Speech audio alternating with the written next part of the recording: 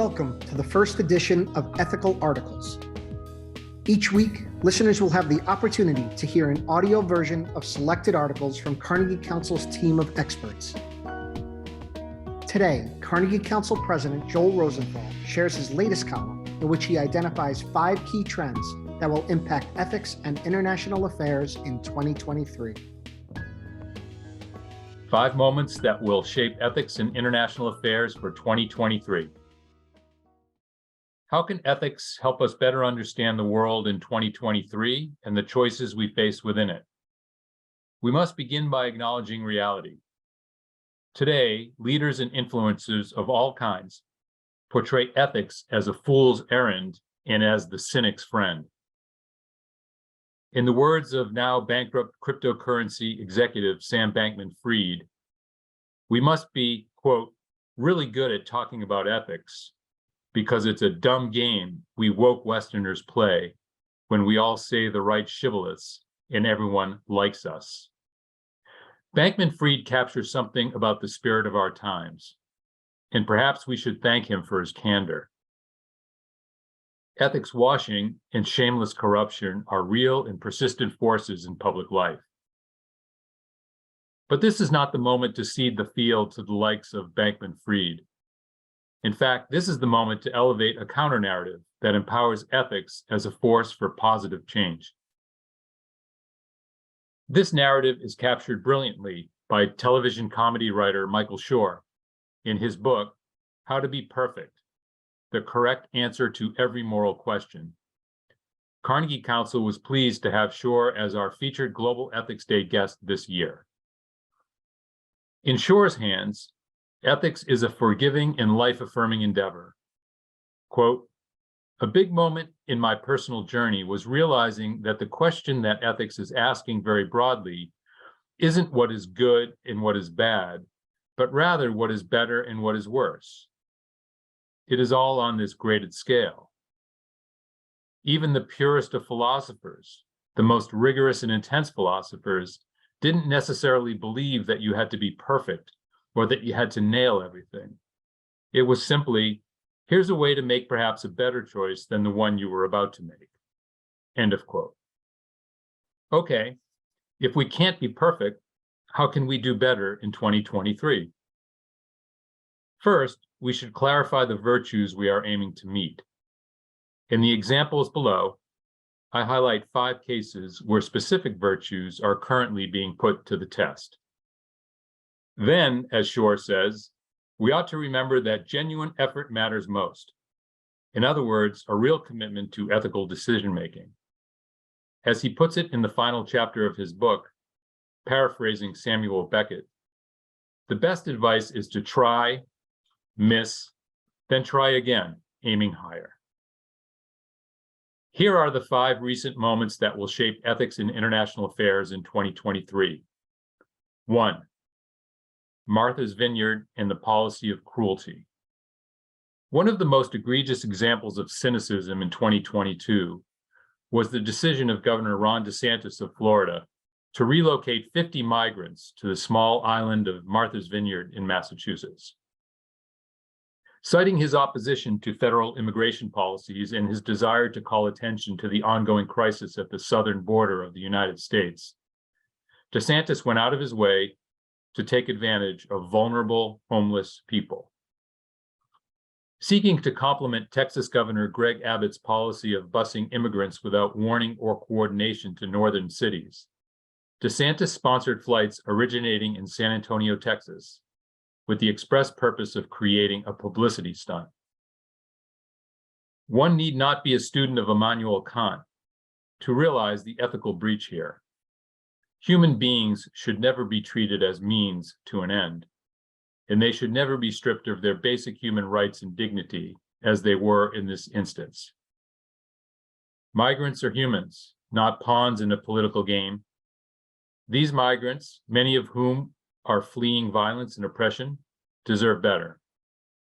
In 2023, let's see how other political leaders in the United States and around the world respond to their own migrant crises. Will they recognize the humanitarian challenge, or will they follow a policy of cruelty with humans as political pawns? The virtue of basic human decency hangs in the balance. 2. FTX and unaccountable oligarchs. In the wake of the FTX debacle led by Sam Bankman-Fried and the acquisition of Twitter by Elon Musk, will oligarchs retain their popular status as cultural icons and superstars? Or will a countervailing movement to confront them take hold? The fight is on between oligarchs who seek to operate above the state and those who seek to hold them accountable to the state and to the individuals they affect. If there is a philosophy or ideology behind the new oligarchy, it is best expressed by Peter Thiel. Thiel's relatively unsuccessful backing of candidates in the 2022 US midterm elections is unlikely to stop him from further efforts to capture and diminish the regulatory powers of government. After all, his explicit goal is to gain and maintain monopoly status for the biggest tech firms as a substitute for government. Thiel's infatuation with seasteading, creating offshore islands as a base of activity outside of state jurisdiction, is an apt image, summarizing his years of speaking and writing about his libertarian principles. When combined with his interest in cryptocurrency, tech innovations, and life extension, one senses an unboundedness, high on individual rights and low on social responsibility. Elon Musk's foray into Twitter will be a significant test for the ideology of the unbounded oligarch. One begins to sense the potential for a popular backlash. If that backlash materializes, the virtue of accountability will be its driving force. 3. Bucha, Izium, and normalizing crimes of war. Among the darkest moments of 2022 are revelations of war crimes in Bucha and Izium in Ukraine.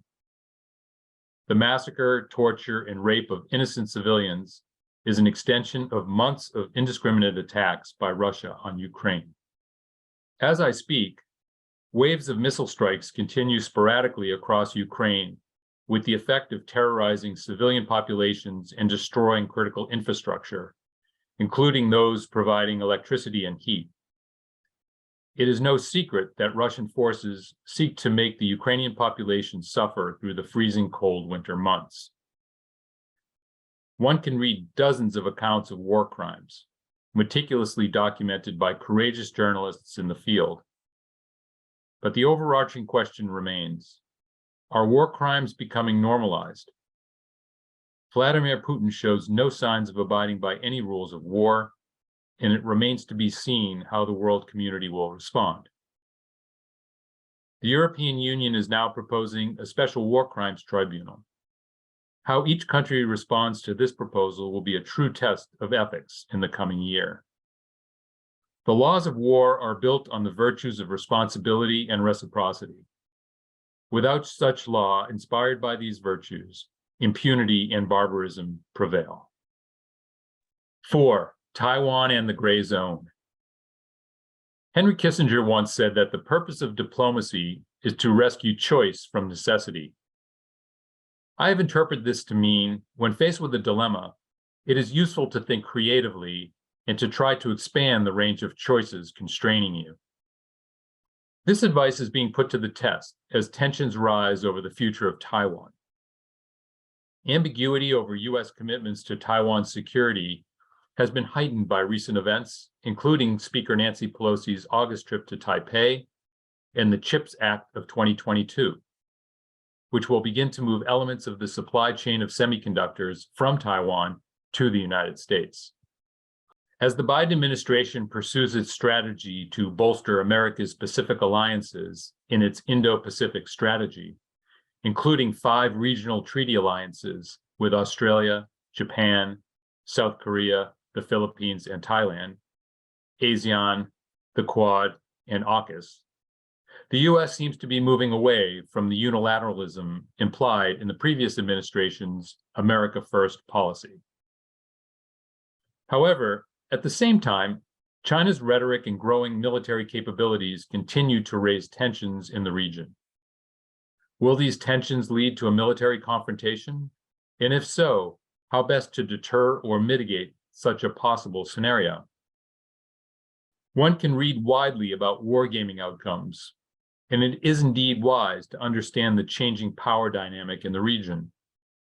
However, as the analytics become more regularly debated, let's remember the danger of self-fulfilling prophecy.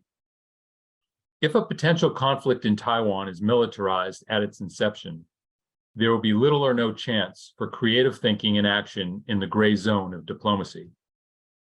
After 9/11, US foreign policy was militarized, resulting in the invasions of Afghanistan and Iraq. As the cliche has it, when you have a hammer, every problem looks like a nail. Will this militarization be repeated, or will diplomacy have its moment? Prudence has always been the cardinal virtue of the statesman. 5. COP27, a lesson on the perfect and the good. The Sharm el-Sheikh Climate Change Conference, COP27, in November ended with mixed success. While some are disappointed in the lack of agreement on ambitious emission reduction goals to combat the near certainty of global warming overshooting the goal of 1.5 degrees Celsius, others were pleased to see agreement on a new global pact on climate reparations. The new agreement is a threshold moment in climate diplomacy in that it assigns responsibility to wealthy nations to compensate for, quote, loss and damage in poorer and developing nations. A new fund consisting of hundreds of billions of dollars will help vulnerable communities deal with impending climate changes and inevitable dislocations. The contradictory results of the climate conference is an excellent reminder that in politics and in life, one should not let the perfect become the enemy of the good. While some progress was made at COP27, it remains an open question as to whether this accomplishment will be a building block for COP28 and beyond.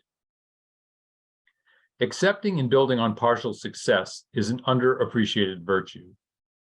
In climate diplomacy and in so many other areas of international cooperation and conflict, incremental progress should be a reassuring and motivating virtue to keep in mind.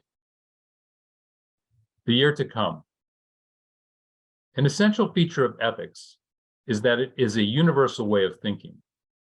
It transcends race, tribe, gender, affiliation, and identity. Perhaps this is its superpower in these days of fragmented politics, both domestic and international. One can think of ethics and virtues as a companion, real, immediate, useful, unmysterious, and ready to be deployed as a tool to address global scale challenges. As 2022 gives way to 2023, there are certainly reasons for both pessimism and optimism. However, a little attention to the virtues at the heart of our shared challenges will go a long way toward pointing us in the right direction. I wish to be virtuous, said Confucius, and lo, virtue is at hand. Be sure to visit carnegiecouncil.org for free access to this article and other resources analyzing the most critical issues at the intersection of ethics and international affairs.